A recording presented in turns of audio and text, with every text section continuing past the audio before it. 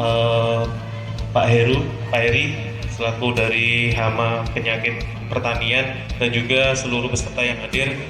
Terima kasih atas waktu yang diberikan kepada kami. Alhamdulillah bisa menghadiri pertemuan, kalau bisa dibilang BIMTEK mungkin terlalu, kata Pak Sriono, terlalu berlebihan. Kalau saya bilang bertukar informasi, karena pada dasarnya yang lebih paham sebenarnya jenengan secara praktek. Namun saya juga akan memberikan sharing informasi dalam hal bagaimana caranya ataupun kondisi yang saat ini jenengan alami, termasuk kelangkaan pupuk bagi perikanan, karena pupuk saat ini mungkin bukan hanya di wilayah Cermis saja, namun seluruh Indonesia, alokasi pupuk di seluruh Indonesia khusus untuk perikanan itu sudah tidak ada lagi gitu. Bahkan tahun depan itu sudah tidak ada wacana lagi. Jadi alangkah baiknya kita memikirkan kedepannya bagaimana caranya agar perikanan mungkin di sektor perikanan tradisional, terutama tradisional itu bisa berkembang dan bisa lebih bertahan gitu, dan menghasilkan produksi yang lebih baik lagi. Jadi saya akan memulai dari ini. Saya buat judul ini karena memang termotivasi dari tahun kemarin, karena sebenarnya informasi itu sudah beredar bahwa pupuk untuk perikanan sudah tidak ada. Makanya saya bikin judul alternatif solusi permasalahan pupuk bagi pembudidaya ikan. Jadi lanjut Pak. Kalau duduk enak Pak, saya berdiri ngomong gitu. Ya, begini Pak.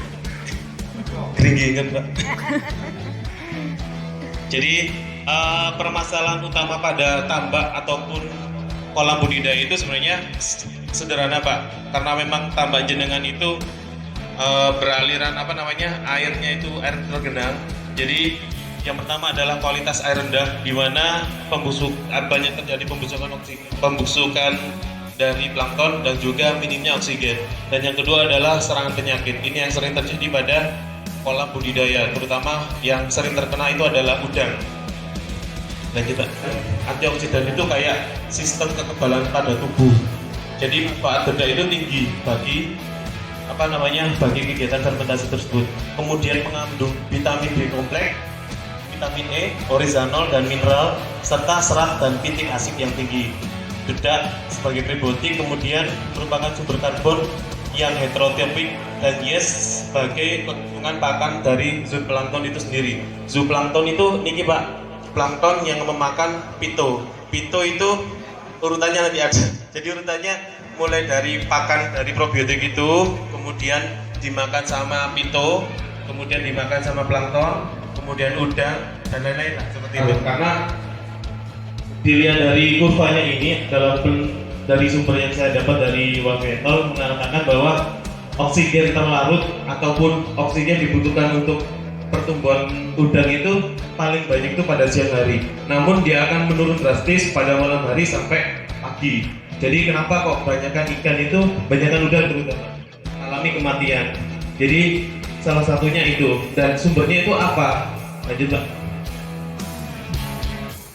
Nah ini salah satu contoh nih. Ini adalah perbandingan dari udang windu maupun udang faname. Karena jenengan tahu, pernah lihat nggak lumpur tanah jenengan itu ada lumpurnya warna hitam.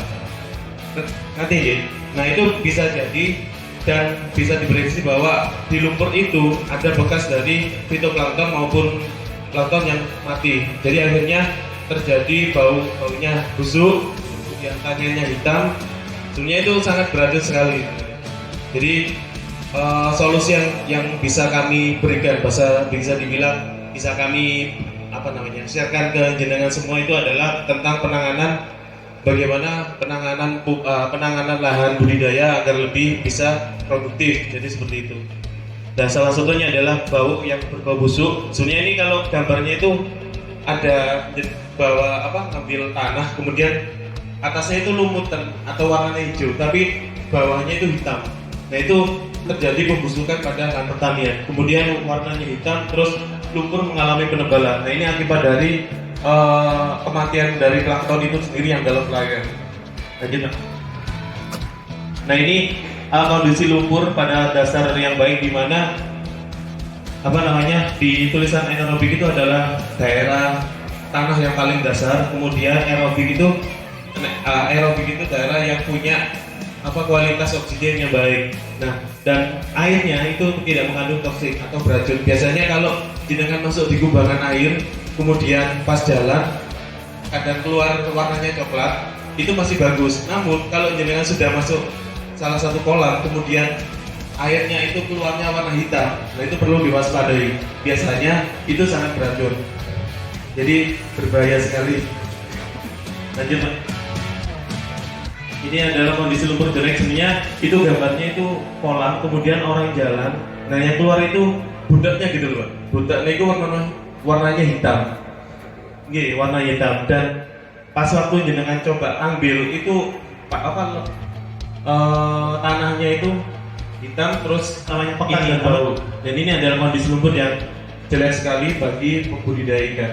Makanya solusi yang kita sampaikan ini sudah pernah diteliti dari lembaga riset di Kementerian Kelautan di daerah Takalar, Sulawesi.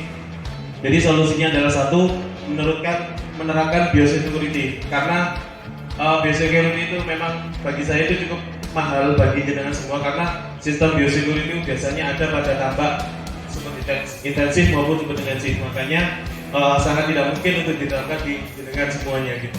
Yang kedua adalah pengendalian kualitas air yang stabil dengan kebutuhan udang, yaitu dengan pengendalian oksigen rendah dan pengendalian pembusukan. Nah, caranya lanjut, Pak, adalah pengolahan tanah dasar. Pernah dikeringkan dari Pak tanah jenengan? Bisa ya. Nah, ini sebenarnya salah satu fungsi agar kualitas tanah maupun nanti untuk kesuburan perairan yang akan jenengan kasih air gitu. Jadi sebenarnya ini adalah salah satu solusi untuk mengurangi penggunaan pupuk, di mana memang saat ini tanah kita baik tanah pertanian maupun tanah untuk perikanan kalau bisa dibilang sudah sakit, Pak. Kalau orang bilang itu ya sudah mau akut gitu, karena terlalu banyak pupuk yang berlebihan ataupun pupuk organik, anorganik ataupun pupuk kimia yang kita kasih terus-menerus. Padahal sebenarnya kalau dari informasi yang saya dapat baik dari petani maupun dari kalangan yang sudah pernah melakukan penelitian, maksudnya mencoba dengan membandingkan dengan apa yang bisa dipakai. Biasanya kan orang langsung dilempar gitu kan. Sebenarnya sistemnya itu banyak penggunaan pupuk itu tidak terlalu boleh berlebih, karena memang pengaruhnya sangat besar dan itu juga pengaruhnya seterusnya gitu. Makanya perlu adanya bisa dilihat ataupun nanti saya cari literasi yang lain. Jadi pada dasarnya udang itu pemakan plankton, Pak, pada dasarnya. Namun karena sebenarnya udang itu adalah hasil domestikasi. Kalau bahasa kita itu udang itu orang luar negeri, bahasanya gitu. Uang luar negeri, maksudnya udang itu hidup di laut, kemudian kita domestikasikan, maksudnya kita netralkan jadi warga setempat.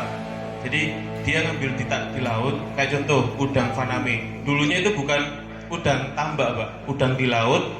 Kemudian kita kita domestikasi dengan berbagai macam metode sing sekiranya dia bisa hidup di tambak, baik payau maupun tawar, dengan perlakuan tertentu. Kemudian jadilah induk ataupun jadilah benih udang faname yang bisa tumbuh di perairan, maksudnya perairan tambak. Jadi dasarnya adalah udang itu adalah pemakan plankton maupun ikan paling kecil. Nah, kalau ganggang sebenarnya itu makanan bagi ikan, di mana ikan tersebut bersikap beskap, antara lain termasuk tunggu, bandeng, kemudian tawes dan lain-lain. Kalau yang tadi jenengan sampaikan itu kenapa di Lamongan gitu? Lamongan Pak gitu. Budi? Bunga sama di cermin. Nah, jenengan harus tahu dulu. Jadi kualitas air maupun salinitas kadar kegaraman perairan di bunga maupun di cermin itu berapa? Biasanya kalau kita melihat dari kadar kegaraman, kalau bahasa kita itu salinitas, dari pakai alat namanya refraktor. Jadi kalau salinitasnya di cermin, saya pernah ngawal dari orang-orang ini hama penyakit di Surabaya sama Mbak Ici itu salintasnya di cermin itu nol, hampir nol. Nah sedangkan di bunga bisa mencapai 5 ke atas, jadi cenderung payau. Nah kenapa tumbuhannya kayak klekap maupun ganggang itu lebih banyak yang di sana, sedangkan di sini tuh lebih banyak lumutnya maupun ganggang jenis apa ya kalau sudah dibilang kasarnya ya, itu dari sisi ininya Pak, sisi perairannya juga pengaruhnya.